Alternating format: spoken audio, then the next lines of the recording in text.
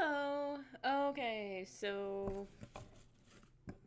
this entry is about the Amnesia Clinic. I just finished reading it literally like 20 minutes ago, but I have, hopefully, uh, busy day tomorrow, and I won't have time to record anything. And I like to kind of let things percolate for a little bit before um, before I comment on them or write about them, usually.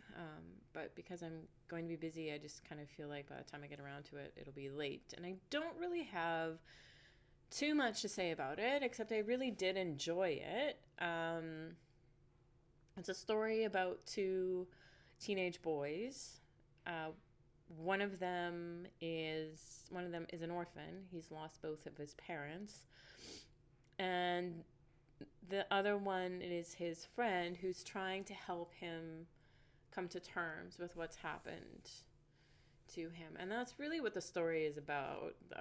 This book is really about the idea of memory and loss and narrative and the stories that we tell ourselves and each other about our histories and our experiences, and how those narratives shape who we are and how we think about ourselves and the world.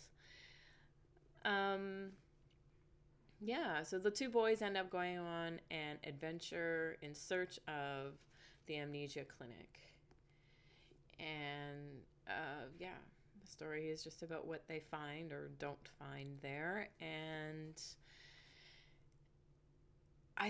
it's really, really well written. It's really well done.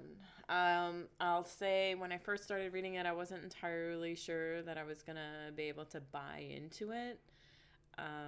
Even though, like, the writing was really, right from the beginning, the writing is really well done, but I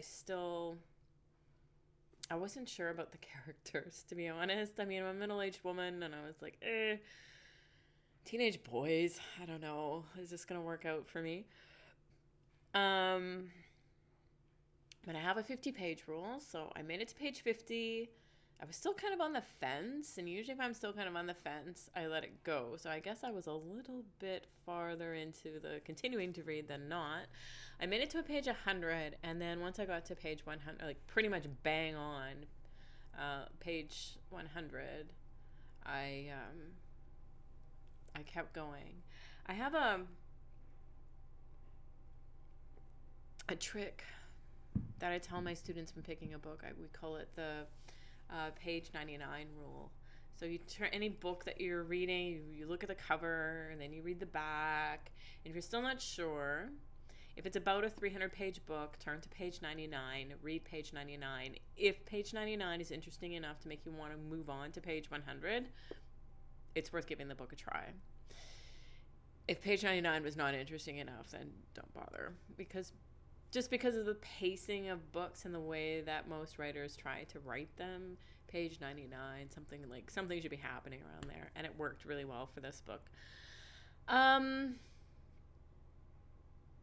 I don't really know what else to say about it. The one thing, this is a bit of a spoiler, so if you've stumbled across my literary diary here and you are thinking, oh, that book sounds like it might be interesting and I might want to read it,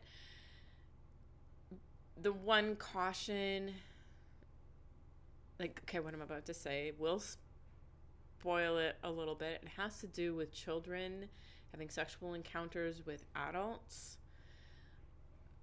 What I'm about to say will spoil it somewhat, so you decide whether you want it spoiled or not want it spoiled. It won't spoil the whole book for you. If you need to know about stuff like that for trigger warnings, it won't spoil reading the book for you to know that there is the appearance of adults having sexual encounters with children in this book. I found that kind of disturbing.